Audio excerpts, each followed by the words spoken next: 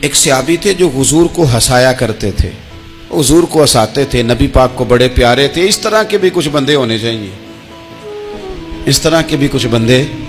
صحابہ کرام علیہم رضوان فرماتے ہیں جب حضور غم امت میں پریشان ہوتے تھے تو ہم منتظر ہوتے تھے کہ کبھی وہ ہنسانے والا آج آ جائے نا، دو چار باتیں ایسی کر جائے نا ہنسانے والی تو معاملہ ٹھیک ہو جائے۔ کچھ لوگ ایسے ہوتے ہیں جن کو دیکھ کے ہی چہرے پر تازگی آ جاتی، مثل تعویذ ہوتے ہیں نا کچھ لوگ، وہ جب بھی ملتے ہیں شفا ہوتی ہے۔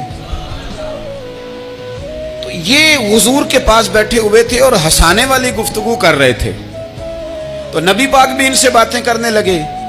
تو بات کرتے کرتے نا حضور نے انگلی ان کی طرف بڑھائی تو ان کے وجود کو انگلی لگ گئی۔ ایک تو وہ روایت ہے نا کہ صفیں سیدھی کراتے وقت حضور تیر کے ساتھ صفیں سیدھی کرا رہے تھے تو ایک صحابی کے پیٹ پہ لگ گیا، انگلی لگ گئی۔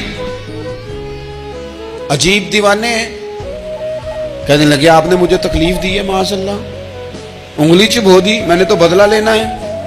حضور صلی اللہ علیہ وسلم کی انگلی لگ گئی تو کہنے لگے آپ نے تو مجھے تکلیف دی ہے، میں تو بدلہ لوں گا۔ تو حضور نے فرمایا لے لے بدلہ، لے لو بدلہ۔ انہوں نے کہا جی پیٹ سے کپڑا ہٹائیے، تو حضور نے پیٹ سے کپڑا ہٹا دیا۔ تو بڑے دیوانے آدمی تھے، انہوں نے امت کو بتانا تھا کہ کچھ اس طرح کے رنگ بھی ہوتے ہیں محبت کرنے کے لیے، الٹی ہی چال چلتے ہیں دیوان گانے عشق، آنکھوں کو بند کرتے ہیں دیدار کے لیے۔ اس طرح بھی کبھی کبھی ہوتا ہے۔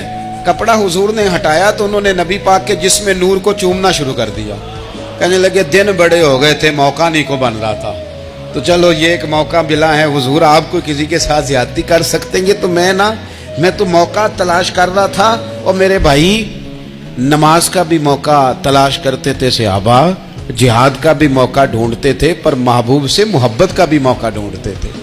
کبھی کبھی نا محبت کا بھی تو موقع نرے خشک نہیں نہ ہو جانا چاہیے۔ نہ علماں وچ پھسا سانو تو یار دی گل سنا سانو، اوتھے علم دا سکہ نہیں چلدا جتھے عشق ہوراں دا ڈیرا ہے۔